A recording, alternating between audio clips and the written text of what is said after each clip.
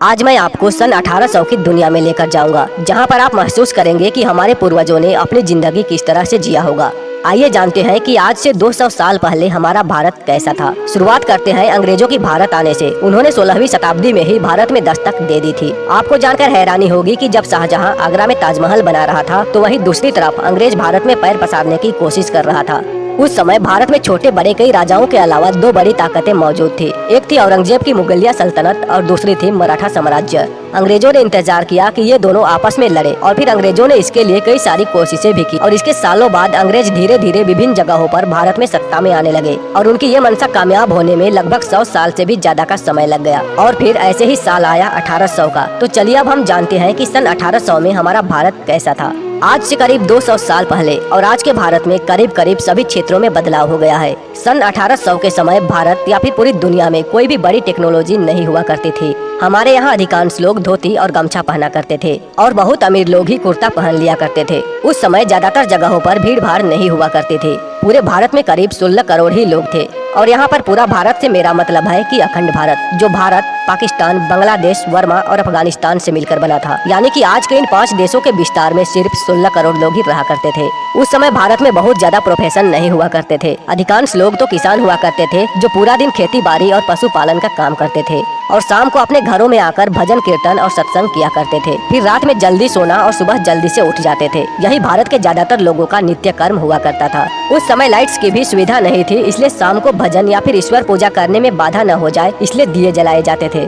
आज से 200 साल पहले जाति पाति को बहुत ज्यादा देखा जाता था, इसलिए लोग अपनी जाति से संबंधित कार्य ही किया करते थे। जैसे कि कुम्हार मिट्टी का बर्तन बनाता था, धोबी कपड़े धोता था और लोहार लोहे का काम करता था।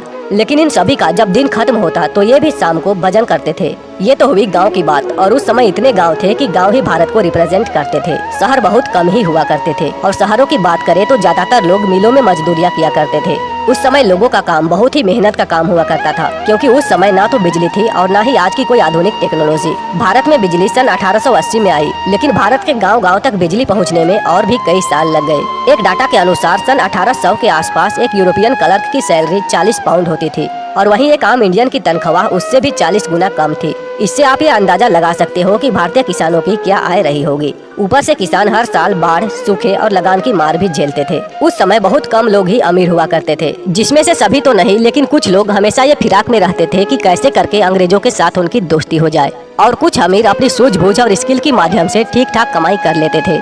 आज के समय में बीमारियां आम हो गई है, लेकिन उस वक्त भी कई बीमारियां मौजूद थी। जैसे कोलरा और प्लेग आम बीमारी थे। इन बीमारियों की कोई दवा नहीं थी और इसके सामने लोग बेबस थे। और बात करें एजुकेशन की, तो उस वक्त 10% से भी कम भारतीय पुरुष पढ़े लिखे होते थे और 1% से भी कम भारतीय महिलाएं पढ़ी लिखी होती थी। इनमें से ज्यादातर आंकड़ा शहरों का ही है। गाँव में इससे भी बदतर हालात थे। हालांकि ऐसा नहीं था कि अनपढ़ लोग कोई भी स्किल नहीं जानते थे, वो भी स्किल्ड होते थे और अपने कई कामों में माहिर भी थे।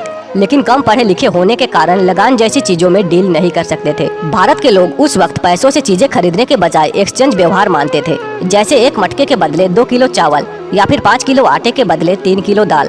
ज्यादातर गाँव में ऐसे ही व्यवहार होता था। चीजों के बदले चीजें दी जाती थी और ऐसे गांव में सभी लोगों के पास सब कुछ पहुंच जाया करता था और खासकर गांव से अनाज बाहर बेचने को जाने की भी जरूरत नहीं पड़ती थी। उस समय अधिकतर दिक्कतें प्रसव में होती थी और जानकारी के अभाव के कारण कई महिलाओं को प्रसव में ही जान से हाथ धोना पड़ता था और इसके कारण कई सारे बच्चों की भी जिंदगी चली जाती थी। तो दोस्तों, 18वीं शताब्दी का भारत कुछ ऐसा था। उस समय कुछ चीजें बहुत ही अच्छी थी तो कुछ बहुत ही खराब, और ऐसा लगभग हर समय में होता है। हर समय कुछ पॉजिटिव और कुछ निगेटिव एक साथ ही पाए जाते हैं।